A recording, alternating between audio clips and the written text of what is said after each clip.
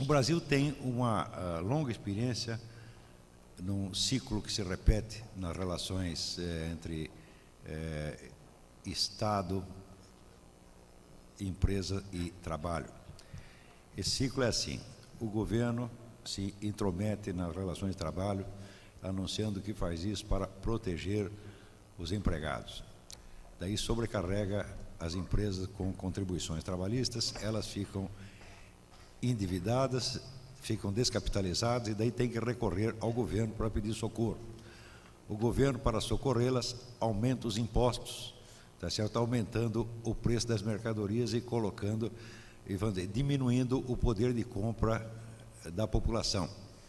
Portanto, a população com poder de compra diminuído, então, não encontrará, evidentemente, empregos à altura de suprir as suas necessidades. E, com isto, o governo terá que fazer novos programas de responsabilidade social e coisas assim. Para isso, terá que aumentar mais um pouco os impostos, estrangulando um pouco mais as empresas, e assim por diante, indefinidamente. Tem alguém aqui que não sabe que as coisas são assim há 70 anos? Eu acho que nós temos uma vasta experiência disso. Isto é o que tem acontecido desde o tempo de Getúlio Vargas. Então, o que falta para nós tirarmos a conclusão de que o problema está exatamente na intromissão excessiva do Estado? Ora, se uma pessoa não consegue tirar conclusões da sua própria experiência, então é porque está com uma deficiência de inteligência, porque tem um viés, tem uma espécie de uma trave atravessada no olho e não consegue enxergar. Ora, se nós temos ainda alguma dificuldade de tirar esta conclusão, é porque essa discussão se processa, vamos dizer, num contexto que impede as pessoas de tirarem a conclusão correta. Qual é esse contexto? Esse contexto é o seguinte: quando nós discutimos a questão da iniciativa individual versus a intervenção do Estado, nós imitamos a situação, por exemplo, da Inglaterra. Fingimos que somos conservadores discutindo com trabalhistas, ou fingimos que somos republicanos discutindo com democratas. Isso é dentro de uma ordem constitucional firme, estável e assegurada. Então existem dois planos de desenvolvimento da sociedade e eles se confrontam democraticamente. Será que esta é exatamente a situação em que nos encontramos? Me parece que não. E me parece isso exatamente porque eu fiz aquela comparação que eu sugeri ao doutor Oded, que fez de conta que não percebeu. A comparação é a seguinte: vamos ver quem está contra quem. Quais são as forças políticas e sociais que se opõem neste debate? Não somente as ideias. O conteúdo das ideias nós já entendemos. O que é liberalismo, o que é estatismo, todos nós entendemos. Agora vamos ver quais são as forças políticas e sociais que estão envolvidas nisto. Pelo lado liberal, que eu saiba, está envolvido o Dr. Jorge Gerdau, mais meia dúzia de empresários aqui do Rio Grande do Sul e nós. That's all. Não há mais nada. Tá certo? Vamos ver agora pelo outro lado. Pelo outro lado está envolvida, para começar, uma entidade chamada FARC, Forças Armadas Revolucionárias da Colômbia. A Colômbia é a maior entidade militar que já existiu na história da América Latina.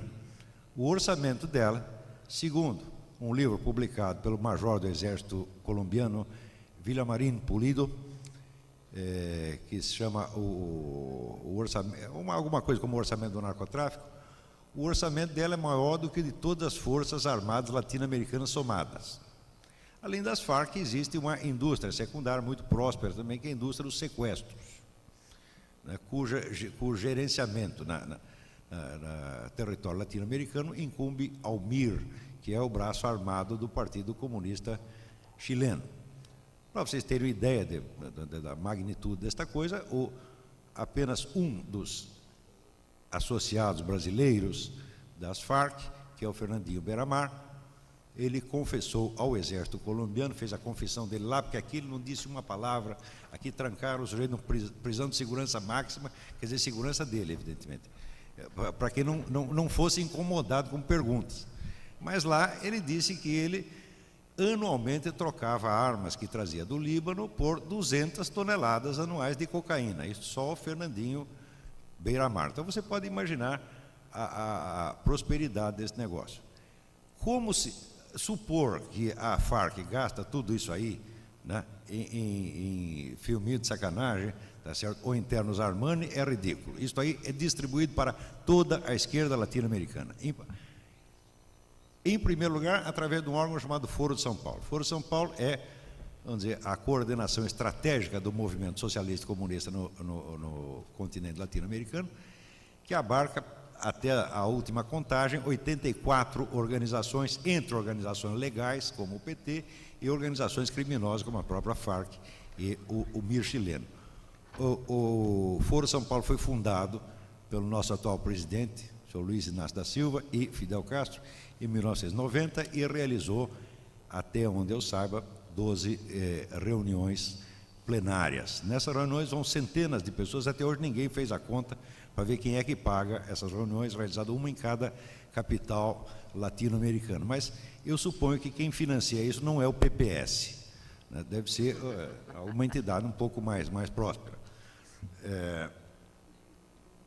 Então, é inútil perguntar se o PT recebeu ou não contribuição de campanha da Farc, porque já está sendo beneficiado pela Farc através do Foro de São Paulo e, por sua vez, as beneficia, como, por exemplo, na declaração assinada em 2002 pelo senhor Lula, pouco antes de se tornar candidato a presidente, em que isentava as Farc, tá certo, da responsabilidade por qualquer conduta criminosa e, ao contrário, incriminava o governo da Colômbia como culpado de terrorismo de Estado. Então, se isto não é ajuda mútua, eu não sei mais o que é. Então, mas isto é só um lado.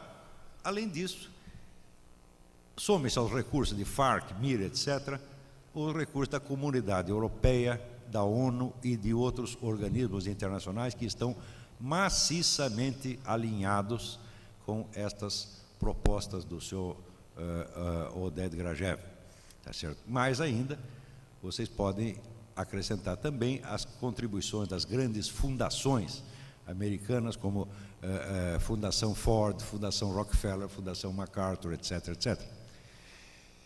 Quando me perguntam, mas por que estes cidadãos que são capitalistas contribuem tanto para o socialismo? A resposta é o seguinte: eles não são capitalistas coisíssima nenhuma. Eles são, sociologicamente, uma coisa que eu chamo de metacapitalistas. É um conceito que eu desenvolvi baseado no estudo especialmente dessas famílias, dessas grandes fortunas dinásticas. O metacapitalista é um sujeito que ganhou tanto dinheiro com a economia de mercado, mas tanto dinheiro, mas tanto dinheiro, mas tanto dinheiro, que ele não quer mais estar submetido às oscilações do mercado. Ele começa a pensar nos seus netos e bisnetos. Como é que ele vai garantir o bisneto, né, contra a roda da fortuna, que é o mercado? Só tem um jeito: dominando o mercado através do Estado. Isso quer dizer que, a partir de um certo nível de crescimento, essas grandes fortunas deixam de ser forças propriamente econômicas e se tornam forças políticas de natureza dinástica, tá certo? Então, com um interesse evidente no monopolismo estatal, do qual são intimamente associados. Este é um fenômeno bem característico do século XX, e é somente isto que explica, vamos dizer, a proximidade entre estas grandes fortunas e os movimentos socialistas, comunistas, etc., fascistas, etc., etc. Muito bem. Porém, além de todo este dinheiro, ainda tem o fenômeno do dízimo, porque dizem que, antigamente já diziam que o PT não é um partido, é uma seita.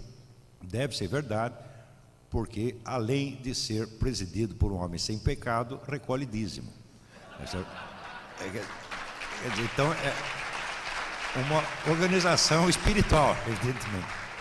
Então, ainda tem o dinheiro do dízimo, que é o quantia incalculável. Agora, depois de tudo isto, né, o doutor Oded olha para tudo isso e ainda acha que os fulanos estão pobrezinhos e decide fundar o Instituto Ethos, que aglomera ali mais ou menos 25% do PNB para socorrer esses desamparados.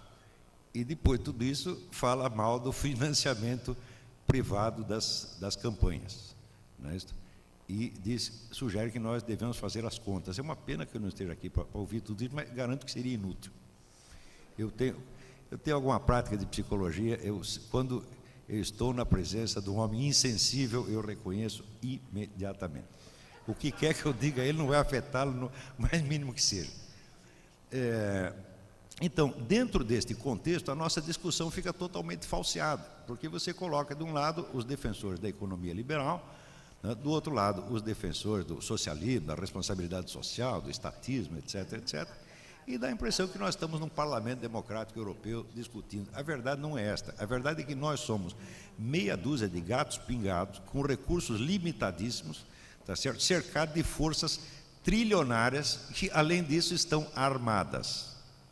Porque nós podemos perguntar quantas armas tem o movimento liberal conservador aqui no continente? Quantas armas o IEE tem? Não é isso?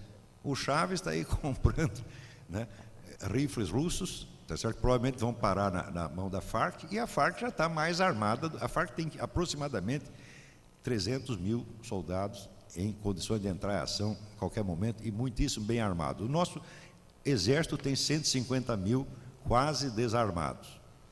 Ou seja, o confronto já se tornou absolutamente impossível. Por isso, quando eu vejo um oficial das nossas Forças Armadas dizendo que as Forças Armadas não devem combater o narcotráfico, porque sua função não é de polícia, seria uma desonra para as Forças Armadas, olha, eu acho isso uma desculpa maravilhosa que eles acharam para não enfrentar um inimigo mais forte. Essa é até desculpa honrosíssima, você lava a honra das Forças Armadas e pula fora da encrenca. Isso é tipicamente brasileira, esta conduta. Então, como o contexto nosso já está falseado, nós mesmos, às vezes, contribuímos para falseá-lo um pouco mais. Por quê? Porque nós chamamos o Dr. Oded, chamamos o senhor Roberto Freire, tá certo? E lhes damos democraticamente o direito de se expressar, exatamente como eles fazem conosco no Fórum Social Mundial, que, como vocês sabem, estava cheio de liberais e conservadores. Então, note bem, nós aqui, vocês do Fórum da Liberdade, o IEE, o Dr. Jorge Gerdau, vocês estão praticando a democracia, mas não pensem que vocês estão dentro de um debate democrático. O debate só é igualitário aqui, lá fora não é não. Lá fora nós estamos brigando com FARC, com poderes trilionários, tá certo, que tem recursos financeiros ilimitados à sua disposição e ainda faz de conta que os ricos exploradores somos nós. Isso é tudo muitíssimo engraçado. Mas quando uma coisa é absurda, tá certo, e ela é repetida na sua cara, com esta tranquilidade do Dr. Oded e de outras pessoas, você que fica inseguro. O sujeito chega e mente na sua cara, tá certo, mas com tranquilidade. Você está nervoso, então dá a impressão que o sujeito que está tranquilo, que está dizendo a verdade, e que você é apenas um louco. Mas isso já me aconteceu muitas vezes. Eu conheci um sábio que dizia o seguinte: olha, se um sujeito diz calma e tranquilamente que 2 mais 2 são 5, e o outro retruca indignado, espumando, que são 4, todo mundo vai acreditar no primeiro. É exatamente o que tem acontecido aqui. Essa tabelinha que apareceu aí, por exemplo, do índice de desenvolvimento humano, tá certo? Comparado aos impostos, ela deveria ser confrontada com uma outra tabela, que é aquela do índice de liberdade econômica, que é publicado anualmente pelo Wall Street Journal, e que muitos aqui eu creio que conhecem, porque a intervenção do Estado na economia é óbvio que não pode ser medida somente por impostos, mas por um conjunto de fatores limitadores. Então, confrontada, né, o índice de desenvolvimento humano com o índice de liberdade econômica, é óbvio, é evidente que os países que têm mais desenvolvimento humano são sempre aqueles que têm mais liberdade de mercado, ainda que em alguns casos tenham impostos mais altos. Tá certo? Que é uma pena, eu não sabia que ia ser mostrada esta tabela aqui, mas eu creio que muitos aqui conhecem este índice de liberdade econômica, que é uma publicação anual do Wall Street Journal.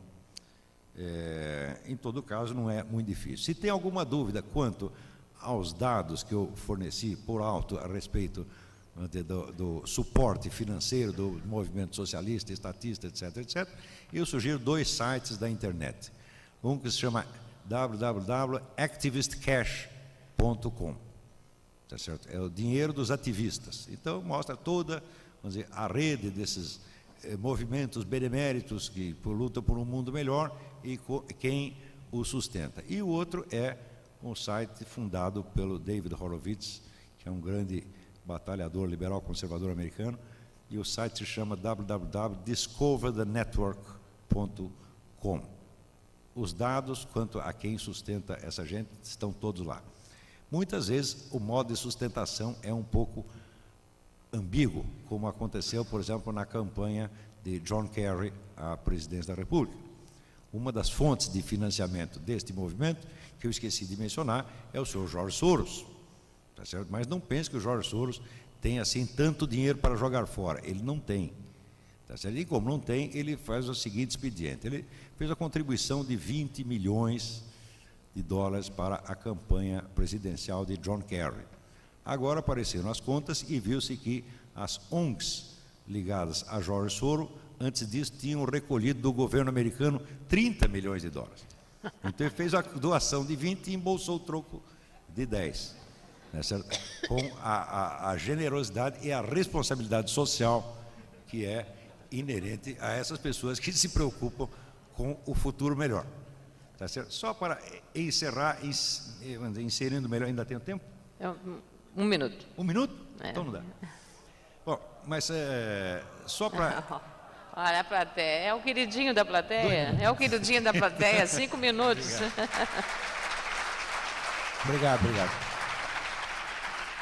Só para encerrar isso aqui, então, existe um segundo fator no contexto que nos impede de tirar as conclusões certas. Esse é um fator de ordem intelectual.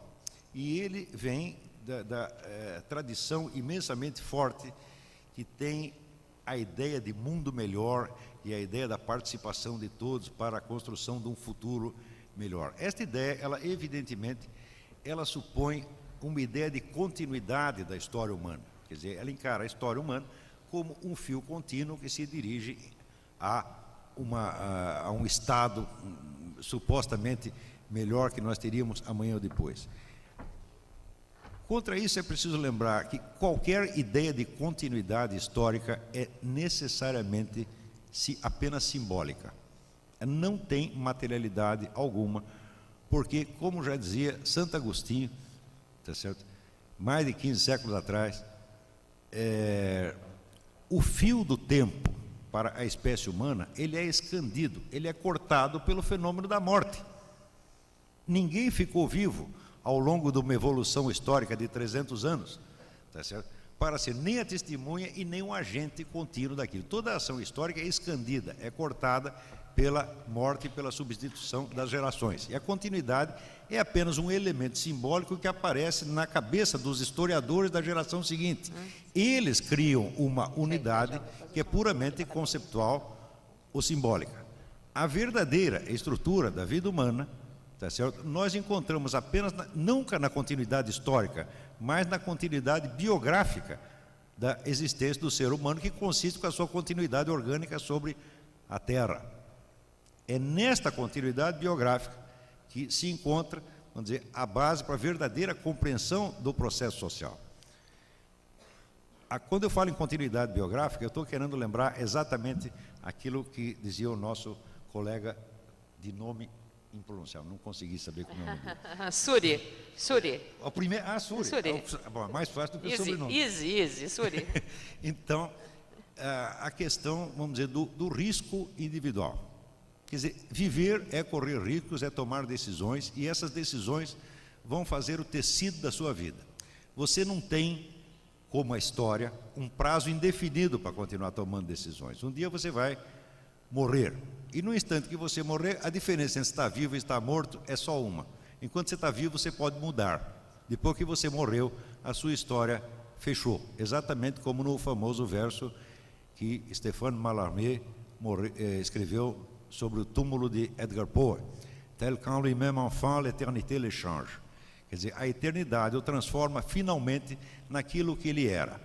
A forma daquele indivíduo fechou. E ele passa para uma outra espécie de existência. Agora ele existe como forma fixa. ele não pode mais ser mudado. Isto não tem nada a ver com religião. Isto é a sua forma definitiva e eterna. É naquilo que você se transformou. Toda a vida humana, ela só adquire sentido quando nós encaminhamos as nossas decisões e as nossas ações no sentido de que a nossa forma final tenha valido a pena e não seja nem uma vergonha para nós, nem um suplício para as gerações seguintes. Aqueles que, em vez de ter em vista essa estrutura real da vida humana, nos propõem concepções da história que se dirigem a futuras sociedades melhores, em primeiro lugar, estão nos tirando fora da estrutura da realidade, fora da estrutura real do tempo e estão nos colocando dentro de uma visão hipnótica. É somente dentro desta visão hipnótica que pode aparecer que o Dr. Oded Grajew é o pobrezinho, defensor dos pobrezinhos, e eu sou um maldito explorador capitalista. Muito obrigado.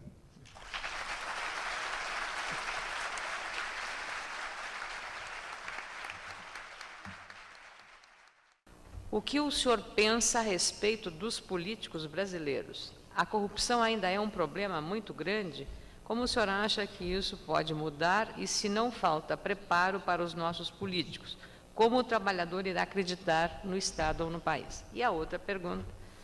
A ONG Parceiros Voluntários, dirigida por Maria Helena Johan Peter, também é promovida por uma meta capitalista? Eu não ouvi nada.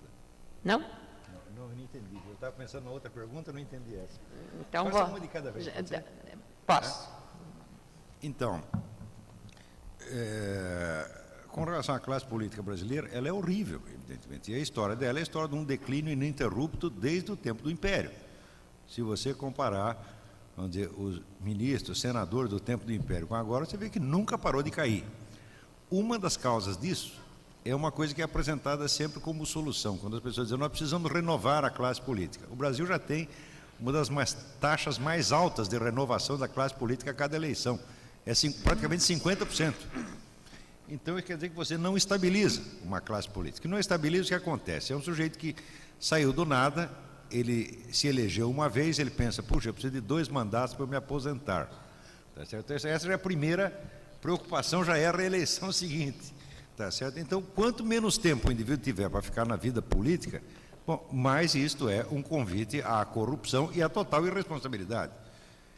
Ele não sabe quanto tempo ele vai poder ficar ali, então tem que roubar rapidinho, tá certo? Ou pelo menos tem que não se comprometer profundamente com nada, tá certo? Então, até a inexistência de uma classe política mais antiga, mais tradicional, é uma das causas disso. A outra causa é a própria fragilidade cultural e intelectual do país, que também, nas elites intelectuais, a decadência é pior ainda, talvez. Quer dizer, pegar um fenômeno chamado literatura brasileira, ela acabou. Isso não existe mais. A nossa referência literária ainda é dos anos 50 e 60. Mas se você pegar qualquer publicação literária daquele tempo, você vê que havia um círculo enorme de escritores importantes, interessantes, com muita coisa para dizer, e hoje você não tem mais nada. Quer dizer, a própria decomposição da linguagem no Brasil, da linguagem jornalística, por exemplo. Nós estamos entrando cada vez mais na língua de pau. Língua de pau é onde o sujeito diz uma coisa bonita, a pessoa dá um sorriso, diz uma coisa feia, começa a chorar, independentemente da referência aos fatos. Quer dizer, você tem já uma ligação direta entre a palavra e o estímulo emocional, independentemente de a que a palavra esteja se referindo. Ou seja, a palavra está se tornando um instrumento de ação pavloviana, não a serviço da inteligência humana, mas exatamente da burrice e da conformidade geral. Dentro disso, como é que podemos ter políticos que prestem? O que falta fazer no Brasil é praticamente tudo. Vamos lá. Já redescobriu o país. Então, a última, para terminar, a ONG Parceiros Voluntários, que é dirigida por Maria Helena Johan Peter, também é promovida por uma meta capitalista? Você acha que o Dr. Jorge Gerdau é Rockefeller? Alguma vez o Dr. Jorge Gerdau pensou, como John D. Rockefeller, que a concorrência é um pecado? Não, é que o senhor não... Deixa eu terminar. Alguma vez tentou usar o Estado como instrumento para estrangular seus concorrentes? O dia que ele fizer isso, ele terá entrado na classe dos metacapitalistas. Por enquanto, é um capitalista com muita honra. É que essa pergunta seguia-se dentro da mesma ótica, com duas visões opostas. A Fundação Abrinq e o Instituto Etos não representam uma possibilidade de mostrar, entre aspas, ao governo a capacidade de gerenciamento, entre parênteses, autogerenciamento da iniciativa privada? Não. Primeiro que nada disso é autônomo, nada disso sai da iniciativa privada. Isso veio tudo da ONU. O senhor Oded não tem uma menor dúvida, é um braço da ONU. Ele sabe perfeitamente o que ele está fazendo. Ele está trabalhando para um grande esquema de poder metacapitalista internacional, tá certo? Que está intimamente unido a essas forças de esquerda latino-americana e não tem nada a ver com capitalista. Tá certo? Quer dizer, a fonte do dinheiro dele é capitalista, quer dizer, a empresa dele. Mas qual é a fórmula de socialismo a qual nós estamos tendendo? Será que tem um tempinho para explicar isso? É interessante. Nos anos 20... Democracia é isso, democracia que é obrigado, democracia representativa, está aí, ó, mandado. Obrigado, vamos esticar um pouquinho e tentar explicar. Nos anos 20, o Ludwig von Mises já havia demonstrado que a economia socialista, a rigor, é impossível. É impossível também por um motivo muito simples. Economia socialista é economia planejada. Para fazer economia planejada, você tem que fazer orçamento. Para fazer orçamento, você tem que fazer cálculo de preço. Como não tem mercado, não tem preço. Como não tem preço, não tem cálculo de preço, portanto não tem economia planejada, portanto não tem socialismo. Esse argumento é absolutamente irrespondível. E quem mais se preocupou com isso no mundo não foram os capitalistas, mas justamente os socialistas. O ministro da Economia da Iugoslávia, Eduardo Cardelli, passou anos tentando resolver esse problema, viu que não tinha solução, inventou lá um arranjo que ele achou que podia responder a isso, mas esse arranjo era tão fraco que nunca foi levado à prática. Isso é que não há ninguém na liderança comunista séria do mundo que não esteja consciente, desde os anos 30, de que um comunismo no sentido pleno, um comunismo com estatização total dos meios de produção, é impossível. Sendo assim, foram trabalhando sucessivos arranjos e chegando a esta fórmula do socialismo meia-bomba, na qual você conserva uma certa margem de liberdade para, quer dizer, a iniciativa privada, para que ela, amarrada por todas as partes, por impostos, por leis trabalhistas e pela sua criminalização geral, tá certo? Continue trabalhando, produzindo riqueza para sustentar e fortalecer o esquema político, judicial e policial socialista. Tá certo? De modo que, preste bem atenção, o indivíduo simplesmente defender a iniciativa privada não fará dele um liberal. A simples defesa da economia privada pode coexistir com o socialismo perfeitamente. Quer dizer, o que vai caracterizar a posição liberal não é somente isso, mas a defesa das liberdades públicas, tá certo? E a defesa de certos valores morais tradicionais. Sem isto, se for a pura defesa da economia privada, isso até o doutor Oded pode fazer.